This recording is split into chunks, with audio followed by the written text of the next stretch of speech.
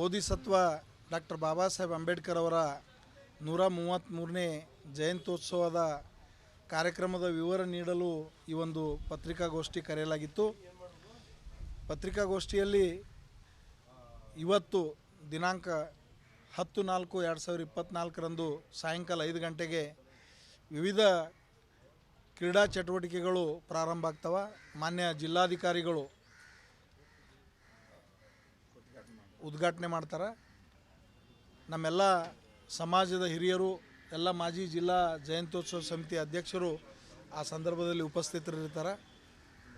ನಿರಂತರವಾಗಿ 14ನೇ ತಾರೀಕಿನವರೆಗೂ ಕಾರ್ಯಕ್ರಮಗಳು, 3 ದಿನ ಸ್ಪೋರ್ಟ್ಸ್ ಆ್ಯಕ್ಟಿವಿಟೀಸು, 13 ಮತ್ತು 14ನೇ ತಾರೀಕು ಬಹಿರಂಗ ಸಭೆ ಕಾರ್ಯಕ್ರಮ.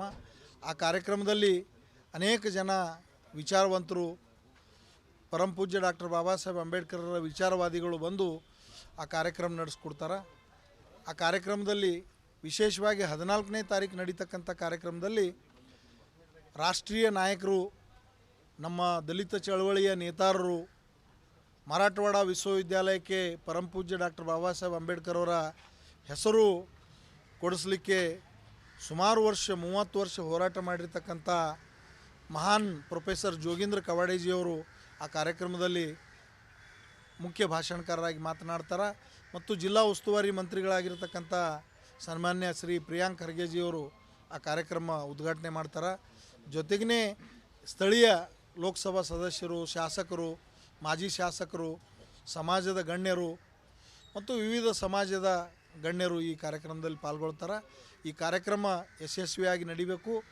ಪರಮಪೂಜ್ಯ ಡಾಕ್ಟರ್ ಬಾಬಾ ಸಾಹೇಬ್ ಅಂಬೇಡ್ಕರ್ರ ವಿಚಾರಧಾರೆಗಳು ಮತ್ತು ಚಿಂತನೆ, ಅವರ ಹೋರಾಟ ನಿತ್ಯ ನಿರಂತರವಾಗಿ ನಡಿಬೇಕು.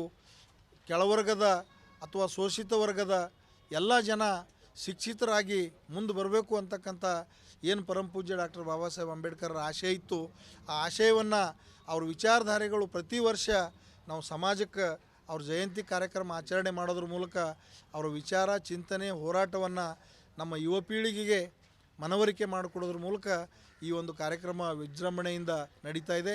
ನಮ್ಮ ವೇದಿಕೆ ಕಾರ್ಯಕ್ರಮ ನಮ್ಮ ಗೋವಾ ಹೋಟೆಲ್ ರೋಡಿಗಿದೆ. ಈ ನಮ್ಮ ಸಿಟಿ ಬಸ್ ಸ್ಟ್ಯಾಂಡ್ ರೋಡಿಗೆ ನಮ್ಮ ಪಾರ್ಕಿಂಗ್ ವ್ಯವಸ್ಥೆ ಇರ್ತದೆ. ಇಲ್ಲಿ ಜಿಲ್ಲಾ ಪಂಚಾಯತ್ ಕೆಳಗಡೆ ಲುಂಬಿನಿ ವನದ ಪಕ್ಕದಲ್ಲಿ ನಮ್ಮದು ಅನ್ನದಾಸೋಹ ಕಾರ್ಯಕ್ರಮ ಇರ್ತದೆ. ಜೊತೆಗೇ ಸೂಪರ್ ಮಾರ್ಕೆಟ್ ರೋಡಿಂದ ಮತ್ತು ತಿಮ್ಮಾಪುರ ಚೌಕ್ ರೋಡಿಂದ, ಸರ್ದಾರ್ ವಲ್ಲಭಾಯ್ ಪಟೇಲ್ ರೋಡಿಂದ ಮೆರವಣಿಗೆಗಳು ಬರ್ತಾವೆ ಅನೇಕ ಓಣಿಗಳಿಂದ. ಹೀಗಾಗಿ ಇಡೀ ಬಾಬಾ ಸಾಹೇಬ್ ಅಂಬೇಡ್ಕರ್ ಸರ್ಕಲ್ ಪೂರಾ ಅವತ್ತು ನೀಲಿಮಯ ಆಗಿರ್ತದೆ. ಇವತ್ತಲಿಂದೇ ಪ್ರಾರಂಭ ಆಗ್ತದೆ.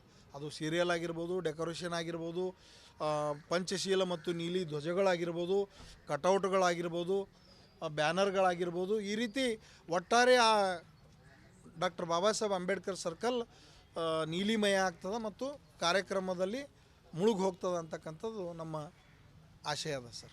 ಮತ್ತು ಪುರುಷರ ವಾಲಿಬಾಲ್ ಪಂದ್ಯಾವಳಿ ಅದ, ಸಾಯಂಕಾಲ 5 ಗಂಟೆಗೆ ಉದ್ಘಾಟನೆ ಆಗ್ತದೆ. 11ನೇ ತಾರೀಕು ಪುರುಷರ ಕಬಡ್ಡಿ ಪಂದ್ಯಾವಳಿ ನಡೀತದೆ.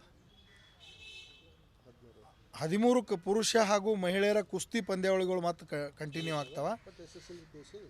SLC ಮತ್ತು PUCಯಲ್ಲಿ ರ್ಯಾಂಕ್ ವಿಜೇತ ವಿದ್ಯಾರ್ಥಿಗಳಿಗೆ ಸನ್ಮಾನ ಕಾರ್ಯಕ್ರಮ ಇರ್ತದೆ. ಜೊತೆಗೇ 13ನೇ ತಾರೀಕು 12ಕ್ಕೆ ಡ್ಯಾನ್ಸ್ ಕಾಂಪಿಟೇಷನ್ ಇರ್ತದೆ. 13ನೇ ತಾರೀಕು ಡಿಂಗ್ರಿ ನರಸಪ್ಪ ಹಾಗೂ ತಂಡದವರಿಂದ ಹೋರಾಟದ ಹಾಡುಗಳು, ಸಿದ್ಧಾರ್ಥ್ ಚಿಮ್ಮ ಇದಲೈ ಹಾಗೂ ತಂಡದವರಿಂದ ಭೀಮ ಕ್ರಾಂತಿ ಗೀತೆಗಳು, ವಿವಿಧ ಸಮುದಾಯ ಹಾಗೂ ಕ್ಷೇತ್ರಗಳಲ್ಲಿ ಸಾಧನೆಗೈದವರಿಗೆ ಡಾಕ್ಟರ್ BR ಅಂಬೇಡ್ಕರ್ ಪ್ರಶಸ್ತಿ ಪುರಸ್ಕೃತ 60 ಜನರಿಗೆ ನಾವು ಪ್ರಶಸ್ತಿ ನೀಡ್ತಾ ಇದ್ದೀವಿ. 14ನೇ ತಾರೀಕು ಮಹಾರಾಷ್ಟ್ರದ ಸುಪ್ರಸಿದ್ಧ ಗಾಯಕರಾಗಿರ್ತಕ್ಕಂಥ ಅನಿರುದ್ಧ್ ವಾನ್ಕರ್ ಅವರು ಪರಮಪೂಜ್ಯ ಡಾಕ್ಟರ್ ಬಾಬಾ ಸಾಹೇಬ್ ಅಂಬೇಡ್ಕರ್ರ ವಿಚಾರಧಾರೆಗಳ ಮೇಲೆ ಸಂಗೀತ ಕಾರ್ಯಕ್ರಮ ನಡೆಸ್ಕೊಡ್ತಾರೆ. ಉಳಿದಂತೆ ಕಾರ್ಯಕ್ರಮದ ವಿವರ ತಮಗೆ ಹೇಳಿದ್ದೀವಿ.